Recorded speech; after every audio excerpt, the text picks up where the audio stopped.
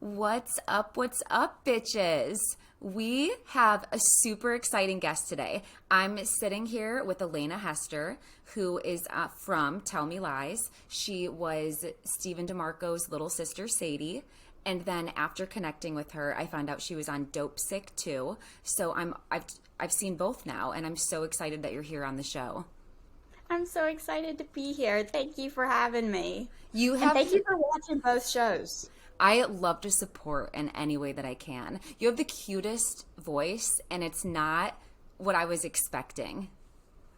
Thank you. Yeah, most people expect me to have sort of like a higher pitched voice, but I don't know. I think most people expect me to be like kind of quiet and high pitched and like cute little girly voice, and then I'm like deep. Southern drawl. Deep southern drawl, yeah. And like in Tell Me Lies, your character has such a like no accent. Like it sounds like me when I speak. So I Right. thought when I watched Dope Sick that you had to learn an accent for that like series. Right. Yeah, so actually Dope Sick is closer to what my real accent is. So that was the first role that I did. Like I did that one before Tell Me Lies, and it was perfect because that was like that's closer to what my real accent is. I mean, we like for that we had to bump it up to a little more like West Virginia style, so my accent is a little less strong than it is in the show, but not by much. But with Sadie, yeah, that was Sadie is I'm glad that you couldn't pick up on any distinct accent because that means I did my job.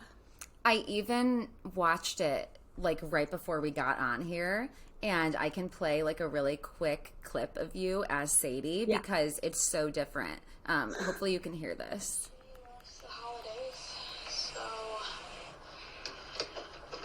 weirdly kind of high. I don't know if you could hear that, but it was when you were in the car with Steven talking about the holidays, and I may have Oh recorded yeah. that too low, but it sounds just like me, weirdly kind of high when you're in there. Yeah, and how I would say it normally is weirdly kind of high.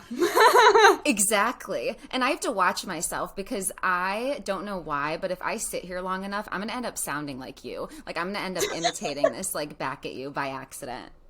I tend to have that effect on people. Oh yeah, you're just so easy to rub off on them. So, how old are you? Let's start with that for people who are completely unfamiliar with you. I am 21, so I'm well 21 and a half. Okay, perfect. So, how are you liking 21? Has it been an adjustment? It's a little bit. I'd say a lot of things have changed about myself since I turned 21. Like not like yeah, I don't know. I'm just figuring out more about who I am and like who I feel comfortable being in myself. I don't know how to describe it. I've shifted personalities so many times over the course of my life, and at the root of it, like I've always been me at the core. But as far as like little things about myself, I'm always figuring that out. And 21 I feel like it's been a big adjustment year for me.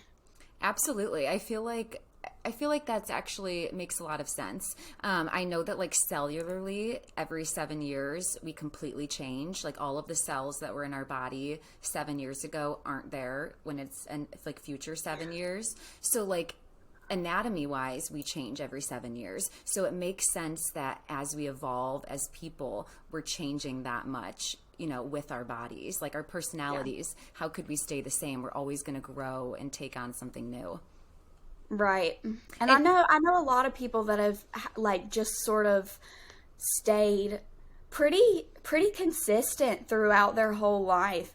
But that's like and that works for some people. I think I've just like I don't know, maybe it's just all the stuff that like every time I go through something, it changes me and then I continue to change as I reflect on those things.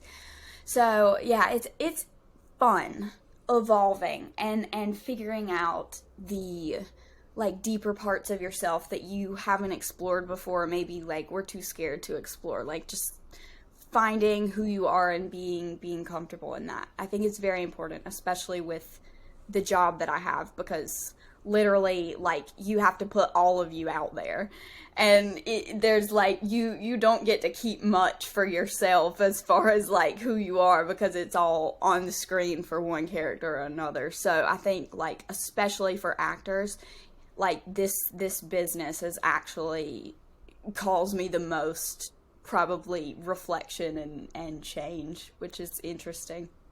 How did you get into this business? Because you're young and I'm hearing you talk about this, and I would imagine that you found yourself and your passion for the arts kind of young. Like, did you get into this like in high school and then develop your first role? So no, I'm from a very small town in the middle of nowhere in North Carolina. So my family, my friend, nobody knows anything about the business. Like, we do not have an acting studio within, like, we have one within like an hour from here. So there's like this is completely, there's not even really theater culture around here. Like, this, it is just completely sort of like, we had no theater stuff in high school, none of that. So I just like randomly decided, okay, so to preface this, both of my parents are doctors. So this is not a creative household, but I always knew that, like, I tried to sort of push myself into that. My parents never did. They've been very supportive of whatever I want to do. But I tried to sort of push myself into that. Like, I wanted to go to Duke. I wanted to be a doctor.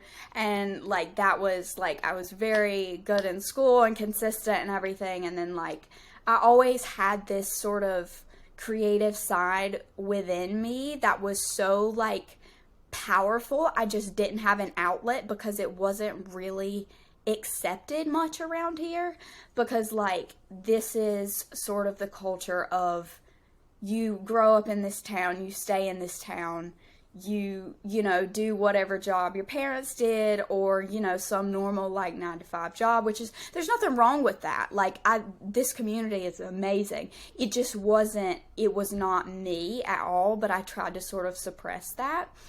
And then, like, so the day after I turned 16 is when I started acting classes. And that was, like, I just sort of, after I went through all the stuff when I was 15 that we'll get into, that, like, my entire perspective shifted, and I was like, okay, I've always been the shy, like, super studious, whatever, like, I want to do the craziest, most unexpected thing that I could possibly do. Like I have seen the darker sides of life, and, like, I want to take full advantage and just, like, do something crazy. And so I was like, you know, I guess I'll just, like, look for an acting class, like, somewhere within 100 miles. And so I started Googling, and so I took my first class the day after I turned 16. And it's a studio about an hour and 15 minutes away from here. It's in Wilmington, North Carolina. And because I'm currently home at my parents' house right now in North Carolina, so small town vibes. Here we are. But yeah, I would take a drive to my acting studio in Wilmington, and I did that every week for like 5 years, every single week. And I'd go like multiple times a week for auditions, class, whatever. And like, after my first class, I loved it so much that I was like, okay, I don't know if I'm good at this, but we're going to see. We're going to test it out. We're going to keep going. So I started with like a 1 week summer camp sort of thing. So I was doing it every day. And I was like, and over the course of the week, like, I knew I really liked it the first day I did it. But then, like, as the days progressed on, I was like, I don't know, I could kind of see myself, like, maybe doing this more. And so I enrolled in like a monthly class, and then I literally did not miss a month for like, I think it was like 4.5 years before I booked Dopesick. No, 3.5, it was a lot of years. I don't remember how many, but it was until I booked Dopesick, it was consistent every single month. And then after I finished filming Dopesick, I went back to classes again every month, and I still go I still go now, like, not really to class. I'm not home enough to, like, be enrolled in a class, but whenever I'm home and, like, my schedule allows, I'll still go visit those people there. Like, acting studios have such a strong community. That's really, really been helpful for me through a lot. Not only, like, for acting purposes, but for just, like, community. Like, Right. it's so important. And my acting coaches, Ron Falica and Allie McCulloch, are incredible. They brought me up from the very beginning. They're the owners of the studio. And they're just like, they're family to me now. And so are all the people I did class with there. And it's a really great community. It's a studio called Actors Arsenal in Wilmington. So if anybody in North Carolina, in the area, wanting to try out acting classes, that's the place to go. I love that you gave it a plug because I was going to ask. Usually people, like when I hear stories, their parents are either in Hollywood or they live literally in Los Angeles with the conveniency of having schools with a great arts program and just growing up seeing people get into acting. So I think it's super refreshing and also really inspiring that you found it on your own and you didn't have to be super established. It was just consistency and hard work for those 3.5 years. And going back to when you were 15, I think that's you were an athlete, and I think that your level of dedication with how often your training was really ended up helping you when you started your acting training as well. 100%. Yeah, I'll always say, like, sports, and especially like the sports that I was involved in, require such a high level of dedication that it's like that prepares you for a lot, even things that are not related to the sport itself. Right. And let's talk a little bit, like, if you don't mind saying to listeners, what happened medically, like when you were 15, that took you out of sports? So I did gymnastics for 5 years, and I did cheerleading for 4.5 years. And that was like, gymnastics was my identity. Like, that was who I was. I was the girl that could show up all the guys in the gym class. Like, I was the tiny girl with the pink bow in my hair, and like, I was just like happy-go-lucky, like whatever. Stick It, like, the movie. Yes, that was me. And I was just having a jolly old time, but I worked my butt off. Like, I trained 20 hours a week for gymnastics, and I did that for 5 years, like, consistently. So, and that's like, you miss a day of practice and you come back and you're like, oh my God, I feel like I've aged 80 years. Like, this is not something you can just, like, go a week and skip a week. Like, it's like Dance Moms, like Abby Lee Miller. Yes. It's like, you have to be there every single day or your muscles will not, like, do as well. Like, it's so crazy. You come back after a weekend and you even feel, like, a little bit out of practice or whatever. So it takes so much dedication to show up every day, especially when you're there for 4 hours at a time and you're exhausted still from the day before. And if you have an injury, you have anything, you strap up and you keep going. Like, I would have to, like, take breaks to, like, stretch out. I had some back issues. I would have to, like, take breaks to stretch out my back, like my back injury, and just, like, wrap it up if I could, and then just keep going. Like, whatever it takes, you have to No time push for pain. Yeah, there's no time unless you have a serious injury. Like, one time when I was I think I was 14 maybe, and I fell off the balance beam. I was doing like a round off on the balance beam, and my feet, you land with 2 feet, and one of my feet landed off the beam, so I fell backwards and I fell onto my neck, and my whole body came down over me. Yeah, so I was walking around in a neck brace. Like, debilitated. Yes. Yeah, so, but that didn't, like, completely take me out. It took me out for, like, a week, and then I was like, no, I'm back. Oh my So it's God. like, because you cannot miss time. Like, okay, anyway, so that's a preface of, Right. like, the dedication and everything that it takes for that. But so my sort of identity was completely wrapped up in that. And then I had that all taken away from me when I was 15. So I like had this condition called pectus excavatum. It's where like your chest, instead of growing like this, like a normal person, mine was growing in like this. Right. So my chest, like wall, like my sternum was essentially crushing the organs underneath it. So like my on my CAT scan, like you saw my heart like squished like a hot dog. Like a normal heart looks like this, mine looked like that. Oh my gosh. So yeah, so it was causing like lung issues, digestion issues, heart issues, like just all this weird stuff that I had never had before. And I felt like instead of in gymnastics, like I was working so hard and I was going backwards.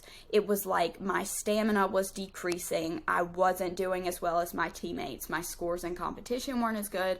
Like I was just sort of really disappointed in myself because I thought like maybe I'm not working hard enough. Maybe I'm not like doing the right thing. Maybe I'm just not meant to do this. Maybe I'm not as strong as everybody else. Like I went through all the motions, and then when I was finally diagnosed with that, it was like sort of all my worst fears come true, because instead of it being something that I could work on, it was like you're Done. You're done. Right. You're done with everything. Like that's it. You've had your And run. yeah, and so my like I always had it, like I always had that condition, but it didn't get bad enough until I was like 15 to Right. actually be diagnosed. So, and we went to so many doctors trying to figure out what was wrong with me, like, cause that's such a rare condition. So we went like all over the place, like trying to figure out what was wrong with me, and I got diagnosed with this and that and like whatever, and the treatments weren't helping. And so then, my dad's a doctor. Well, I mean, both my parents are a doctor, and my dad was like, okay, nobody else can figure you out. I'm going to figure you out. And he was like, I just need you to come into my office. I'm going to look at you. We're going to get this figured out. And he was like, your chest is like a cone. And he was like, that doesn't look normal. So I was like, okay. And so he like started doing some research, and he found a doctor in Raleigh at Wake Medical, and his name is Dr. Phillips. Shout out Dr. Phillips. And so they did a CAT scan on me, and they were like, yeah, that's what's wrong with you. Like you're like, there's a certain level of indentation that like is cause for like worry, like you probably need a surgery. And mine was like 1.5 times that, I think, or like 2 times that or something. Like it was really bad.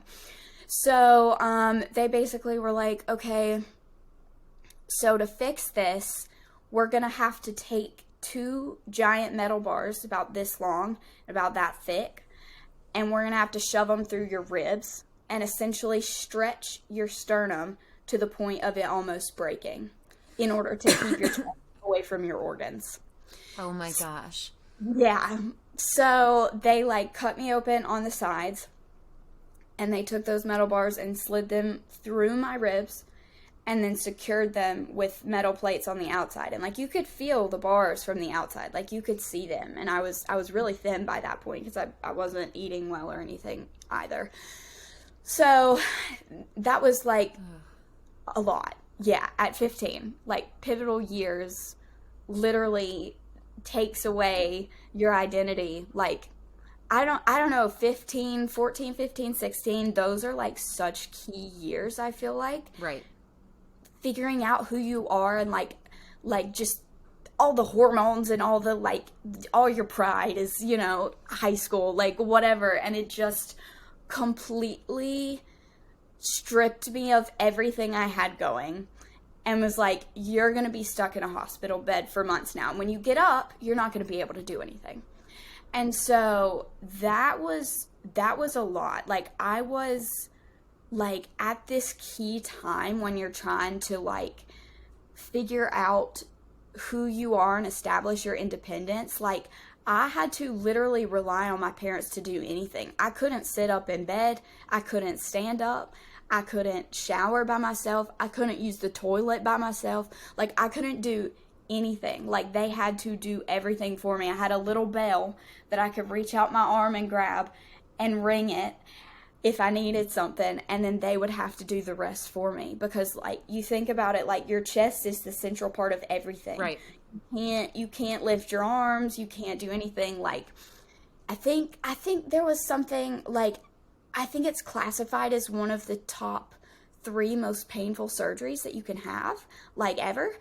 And so I was like, okay, well, that's great. I'm glad that I get to experience this.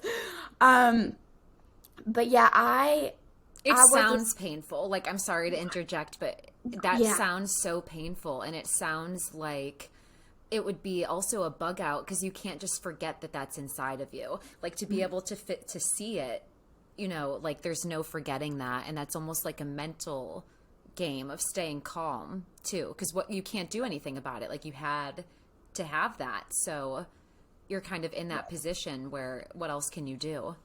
Right, and I had to keep those bars in for 2.5 years.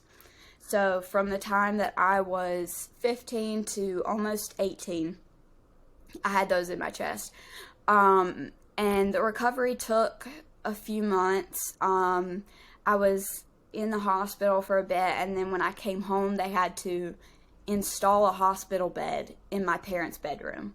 And I had to sleep in that for months. So it was like, even when I was out of the hospital, I was in my own little confined hospital at home. Like, could never be by myself. Always had to have, like, somebody to do something for me. And this was like, I mean, it's a prime time of, like, establishing your independence. It was so crazy to be completely codependent on somebody else to live for you. And that was also heartbreaking for me in a way, because, like, my parents worked so hard for their jobs and for everything that they do, and they had to, like, switch off compromising that, sort of. Like, they had to, one of them had to be me, essentially. Right. At all times.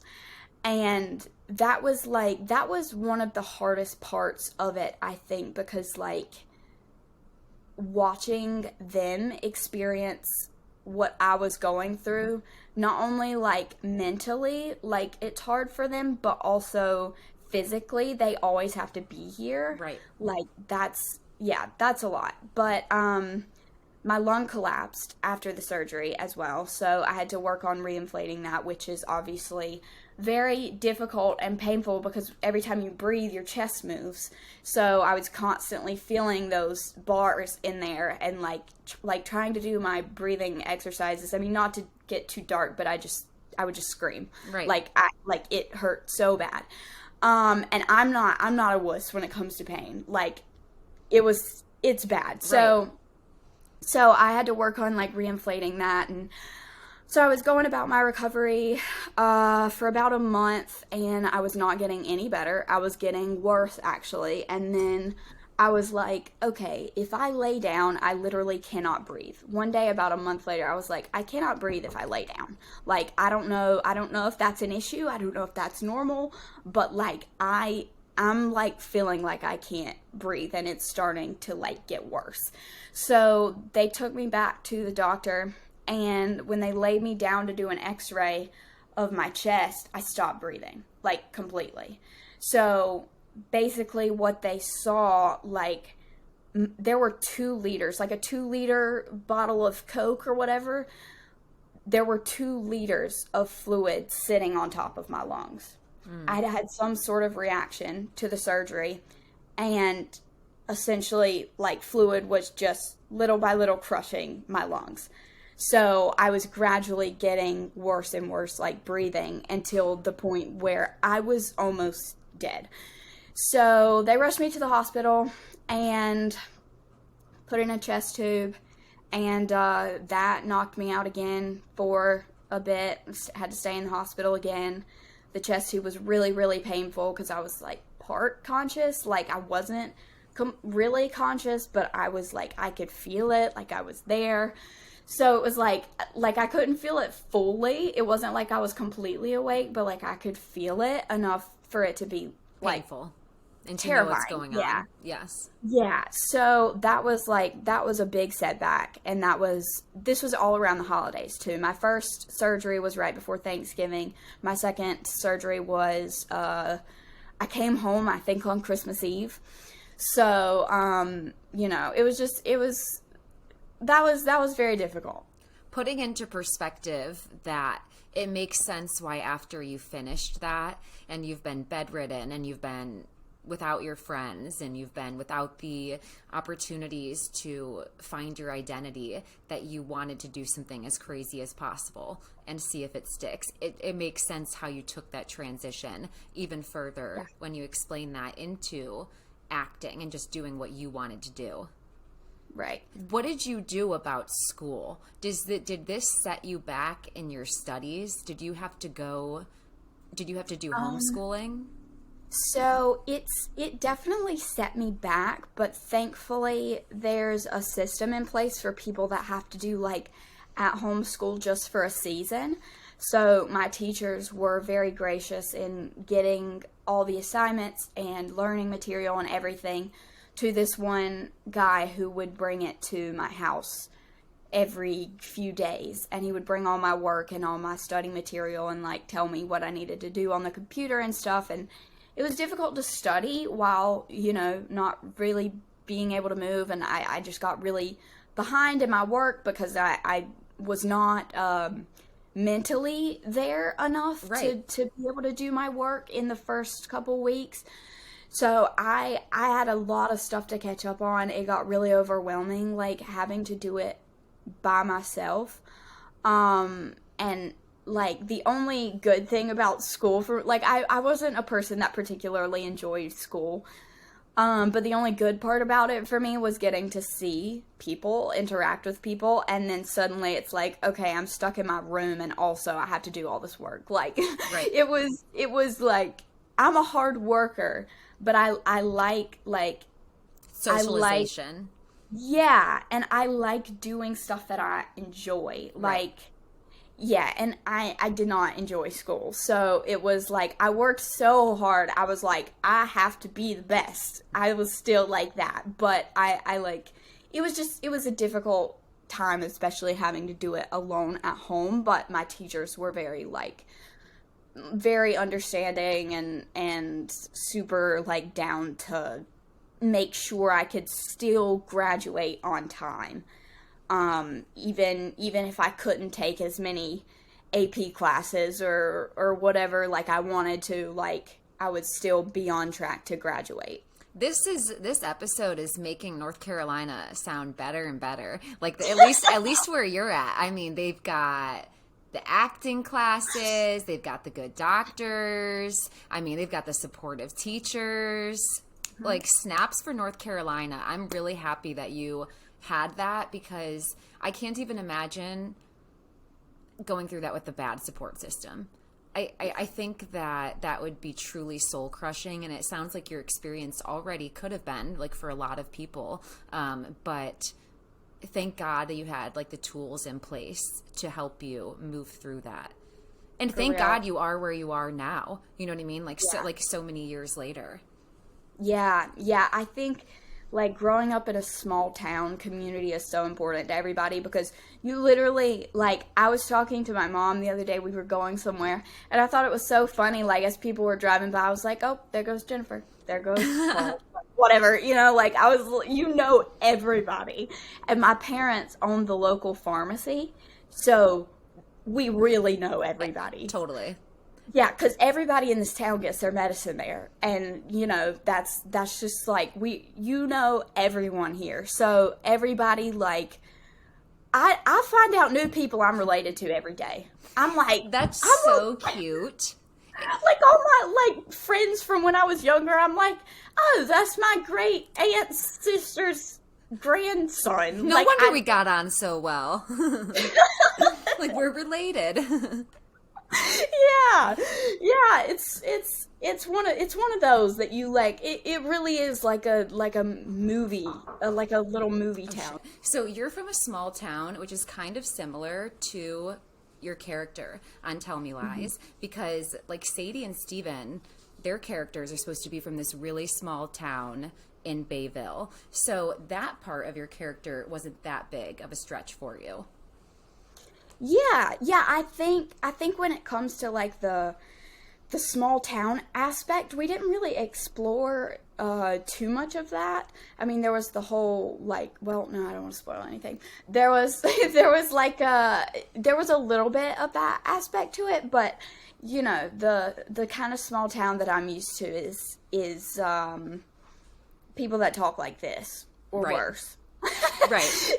So that didn't like factor in too much. But yeah, as far as like the community aspect goes, through like everything that I've been through, I can't imagine doing that without like, I mean, the entire community has rallied around me. Like And your That's acting what- community too. That's what you Yes. were saying before. So it's Yes. great that you had that in place. When you actually got your first role, how did they respond? They were so my first role, like my first ever role, was I worked one day on one project called Tell Me Your Secrets. So there's Tell Me Lies, Tell Me Your Secrets, you know, like we're just telling people all the things, I guess. And so just tell me all the things. Yes. So that was my first job, and I worked on that for one day. I was like a cop was chasing me, and I was running around a stairwell and like injecting myself with something and like all dark and mysterious, but I said no words. I had no words. And that was it. So that was my first ever thing, but they were still excited, you know. They were like, "Oh my There god, she is." it's on TV." 100%.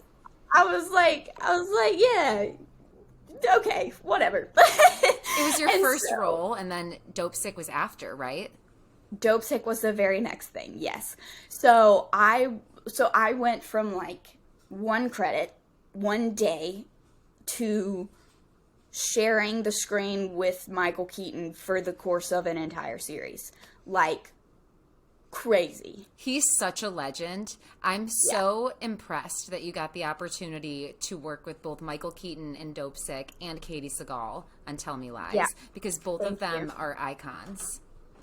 Yes.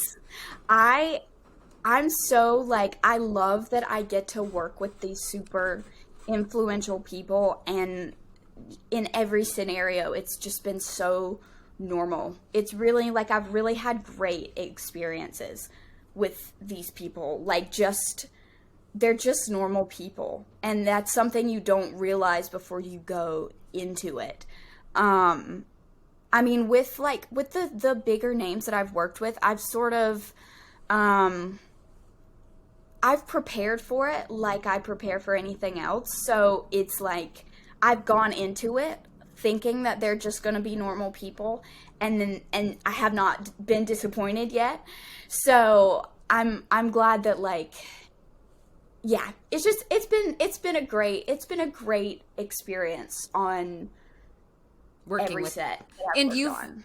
and you've like had a special relationship with each of them, like in the shows, like because in Dopesick, Michael Keaton was essentially your doctor, but you were so close to him that it like made me cry multiple times when he was saying how like he delivered you, so he was gonna be there for you, and you're sitting with him. And then in Tell Me Lies, like Katie Sagal played your mother. So Yeah. like you had a really close relationship with both Hollywood stars. And complete opposite relationships too. we have Totally. sweet doctor, abusive mother. What did you like? How was it playing that? Like when you read the script, did you kind of think like, this is how I would feel if I was the daughter of someone behaving this way? Or how did you kind of like get into character? For that, I sort of like, yes. I mean, like we always go into it like this is sort of me in this situation. But there's some deeper levels to it. it's hard to like explain the process Totally. exactly, but it's I mean, my parents are super supportive, like great Absolutely. parents. So, you know, it was a very different dynamic for me that, you know, I worked with the producers, to help figure out this dynamic and how someone would really be in that sort of situation. Like, you know, I think a lot of actors would have the instinct to play it just victim mentality, sort of like, especially because I mean, Sadie, in my opinion, is like one of the only sane people in the show.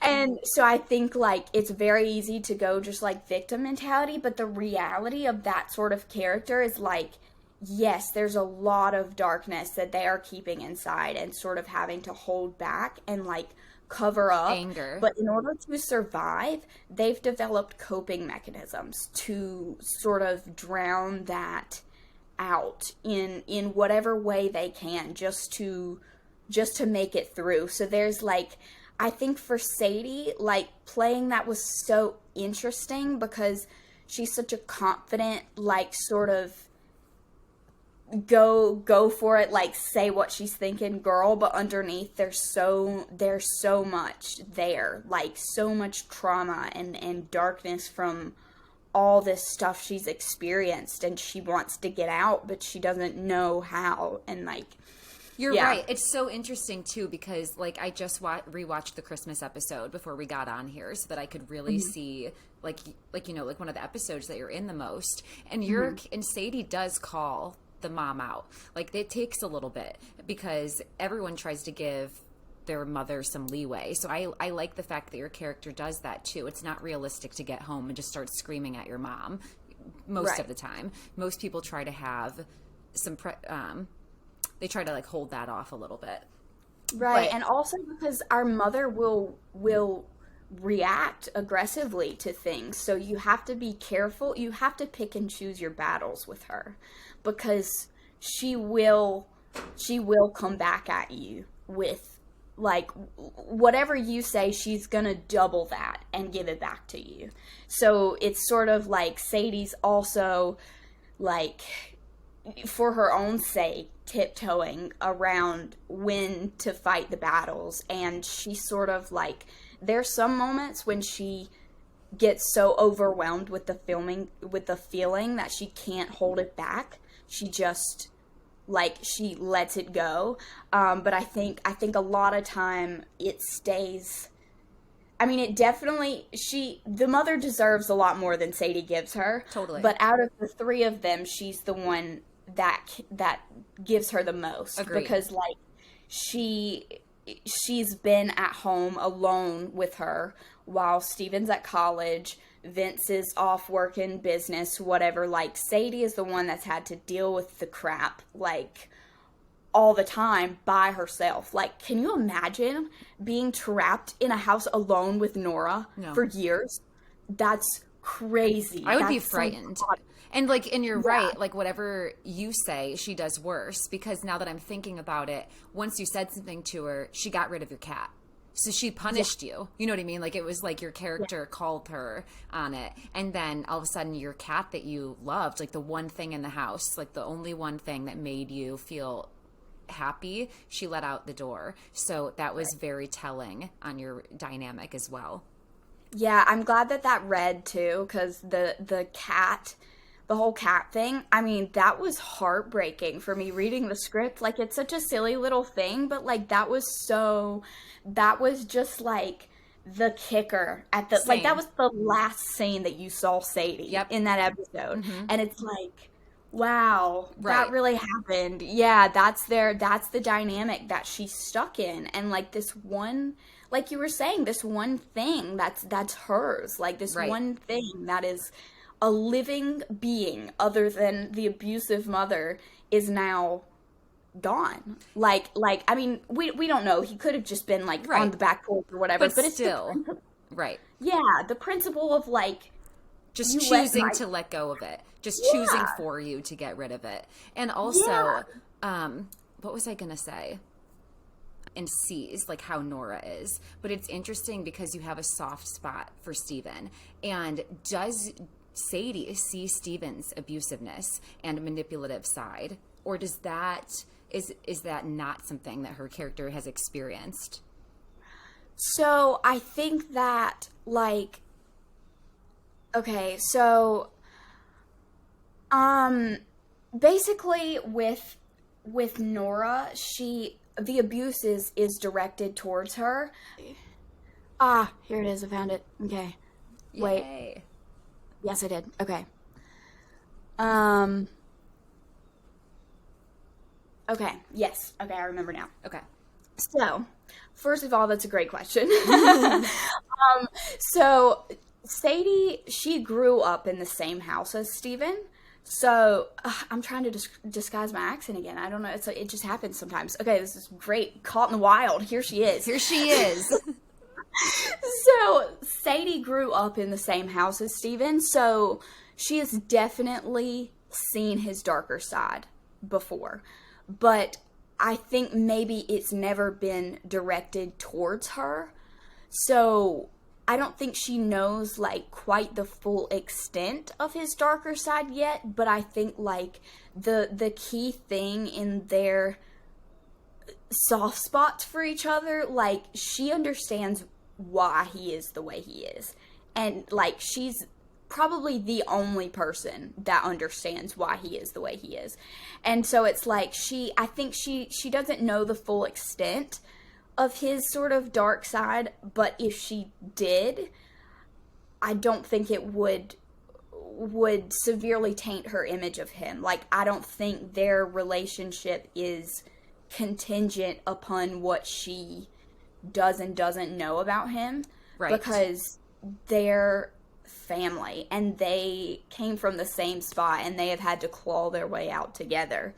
So I think, like, I mean, there's maybe somewhere deep down inside of Sadie, she has some, like, toxic traits that are just better disguised or better dealt with than Steven's, and maybe we just haven't, like, explored that in the series yet, you know, like, absolutely. Growing up in that house, there's no way she just turned out perfect, you know? No. So there's gotta be something there that, like, I think they're, like, maybe they're more similar, yes, deep down than we've seen so far, but I think she sort of, that's the only time that you ever really see Steven's soft spot. Totally. Yeah, like, it's such a beautiful dynamic, I think, because, like, it's just so, everything is chaotic. Terrible things are happening left and right, but the two of them understand each other, and even if they wouldn't agree on everything, they're still them. They will always be them. Did you read the book? No, I did not. Let me tell you, like, are you planning on reading it? I'm just about to spoil it, so I'll ask. No, I don't. I think, like, with the whole book thing, I didn't necessarily want to read it because I didn't want it to taint my image of the characters in any way. I wanted to go in with the full, like, idea of what they wanted for them in this series. So, and Sadie's not in the book, I don't believe. They may she's mention, not. You're right. Yeah. So I was like, you know, I just want to go in with an open mind about Steven. Totally. Yeah. I'm glad that you did that because, like, in the show gives him softness that the book does not. Like, in the book, I think he has one sibling, like an older brother, that he's, like, very spiteful about. But in the book, he's genuinely a sociopath. So he has no feelings. He's a narcissist and a sociopath. So in the show, it is interesting to see that softer side, and I think it's necessary because if we didn't have that, I think his character would just be super hateable. Like, there would be nothing appealing about him at all. Yeah, and that's what he's told me so many times. Like, he said, like, Sadie and Steven's dynamic, he was like, this was such an important role for me, and like this casting process had to be so specific because this is the one person where Steven is going to feel more just honest. Yeah. Like you see like humanity. Yeah. Yeah. It's like his one redeeming like Quality. thing of the whole show. Like there's this whole like, you know, toxic dynamic with the mom, which explains why he is the way he is, sort of, but like it doesn't necessarily redeem him because it's like, okay, well, he's still like, we understand and maybe have a little more sympathy for him, but it's like it still doesn't excuse him to carry on that behavior. So when we see his softer side with Sadie, it's like he has the capability to care for someone. And that's like truly care for someone. And Right. I think that's the first time that we see that. Maybe the only time in the series that we see that like fully. Like there was not a single time where he did something for Sadie expecting something in return or out of his own motives. Like, True. yeah, I thought that, yeah. It's interesting that Jackson White like acknowledges that to you, like, you know, outside of it. What is he like? Because he plays such a horrible person that I had to watch a couple interviews with him to be like, oh, okay, he's nice. You know what I mean? Like, Yeah. what is he actually like? Yeah, so, okay, well, Katie and Jackson, they both play villains, but they're both angels in real life. Like, they're, you know, like, Katie, it's so funny because she always plays the villain in everything. Yep. Like, she's always the villain. Sons of Anarchy, villain. Yeah, like, you take her character in the show, Nora, you, like, make that the complete opposite. And that's the type of mom that Katie is. I assume you know that Katie is Jackson's mom in real life. Yes, I do. Yeah. Yeah, so it was so funny the first day that I got to set. I, like, when I came in and, like, Katie got there and she was meeting me and she was like, oh my God, I loved you in Dopesick. I was like, you know who I am? That's crazy. And so I was like, That's so good. I know. I was like, whoa, that's wild. And then she leans in and she gets really quiet and she smiles. She's like, Jackson's a really big fan. He was really excited about this. Oh my gosh, that's so cute and that's epic. It was the sweetest thing ever. And so I was like, they just made me feel so at home right from the start. Like we meshed like none other. Like it was very, the family dynamic read really well, I think, because like we all developed such a fun relationship in real life, and like Jackson, like that's my brother. Like in real life, like he really feels like an older brother to me. And that's so special. It's so rare that you find such a strong bond off screen, like something so strong off screen that it translates on screen just completely naturally. Yeah. Like that was, I think that was super special for us. And like our relationship on screen, I'd say is very similar to our relation off screen.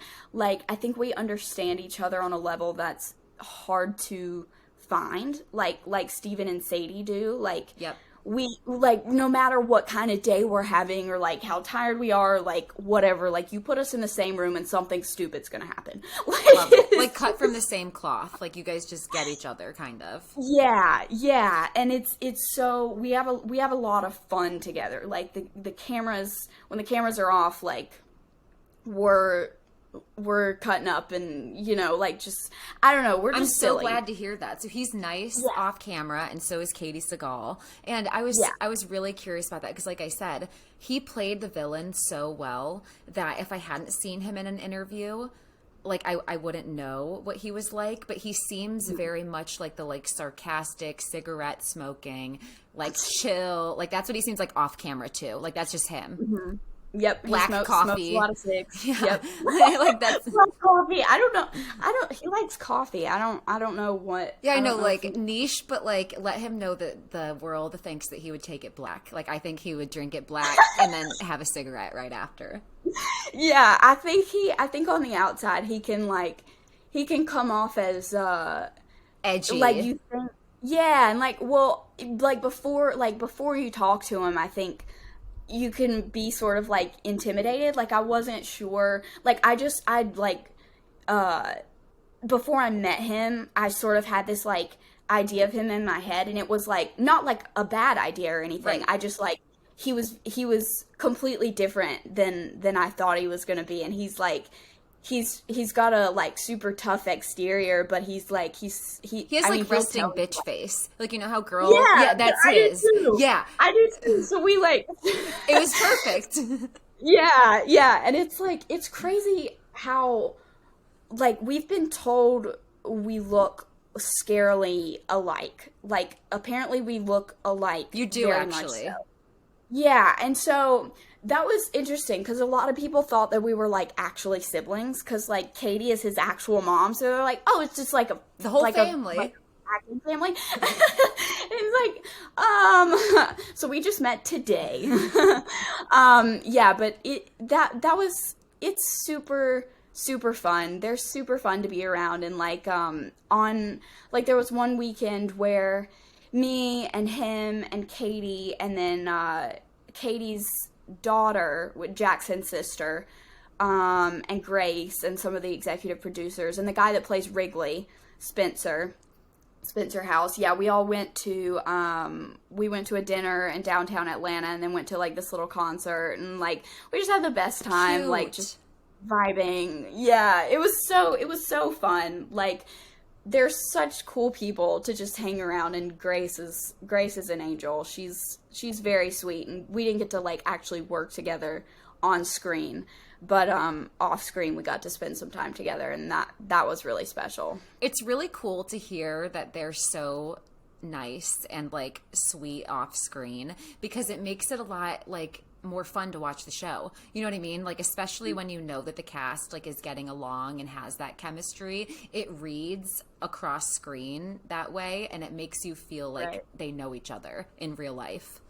Right, and I think Steven and Sadie find solace in each other, and I think that translates really well because that's like it's just us in real life. And I think like you know the dynamic between Jackson and Katie on screen I think was so powerful because even though that's not their relationship at all in real life, it is still they still have that connection. Like there's still a super strong bond there, whether that be, you know, like it's a great bond in real life, but even though it's a completely different dynamic on screen, just the connection itself is really powerful. And I think that's something that I'm really glad translated well on camera for the whole family dynamic. And oh, and I have another story. So my last day on set, I was already getting getting emotional as soon as we wrapped. And I was like, because it had just been such a special experience. And so I started getting like emotional, and I was like, keep it together. Okay, we're going to go back to the trailer. We're going to be fine. And we get in the van, and Jackson looks over at me, and he knows, and he goes, how you holding up? And I was like, nah. Pretty bad. I just started crying, and he grabs my hand and just holds it as we like ride back to the trailer. It was such a sweet, like big Brotherly brother moment. Yeah. And so we did not want to say like goodbye to each other yet. So before I left, like the last day that I was in town, he picked me up and we got kids meals, and then we went to H&M and picked out stupid outfits for each other to try on. I love that. And yeah, it was great. It was a fun Wait, time. we have to make one joke really quick too, because like I made a TikTok about this. Tell me, like, did Steven's hair, his long hair, look more real in real life, because I died when I found out that he wasn't wearing a wig. Like, I couldn't even believe he could grow that, like, from his head. Like, I don't know why, but like that wedding, did you ever see the hair long? Okay, so here's the thing, right? I saw your TikTok. Oh, good. And I ran downstairs and I told my parents, I was like, guys, you will not believe it. Jackson's hair was real. I was like, because I never met him when he had the long hair. Yes. Because they didn't cast me until closer to filming episode 5. And they filmed that long hair scene apparently Right away. at the very beginning. Right. I thought it was a wig. So many people have asked me about the wig. I'm gonna be honest. Let's so many go. people. I knew I wasn't being a mean girl. Like, I knew I wasn't just being mean because, like, I love him. He's iconic. But I thought wig, wig, wig. And when Jenny Lynn was on my pod and she's like, no, it was his real hair. We had to shave it. I almost couldn't continue the interview. It was like, that's all I needed to know because this is crazy. Yeah, that was crazy for me. I'm finding out with you. Good. We're in this together. So I have to say, I think that I could literally talk to you for like a whole other hour. So I almost don't want to get into Dopesick because I feel like there's so much good stuff to talk about. Would you be down to do like a second episode, like a part 2, and schedule one together in the future? That way we can talk about, I really want to talk about what the show is about. I want to talk about what happened after. And I just kind of want to talk about just overall, like how you look at life now, and just like some goals that you have in the next 5 years that we could talk about. And that could be like a whole episode.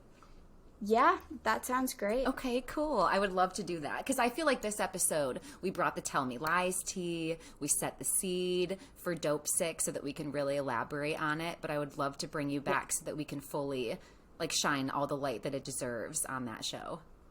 Yeah, that sounds great. Okay, love it. So let me think if I have anything else. Oh yeah. So for people who want to follow you so that they can keep up and like look for part 2, what's your social media handle?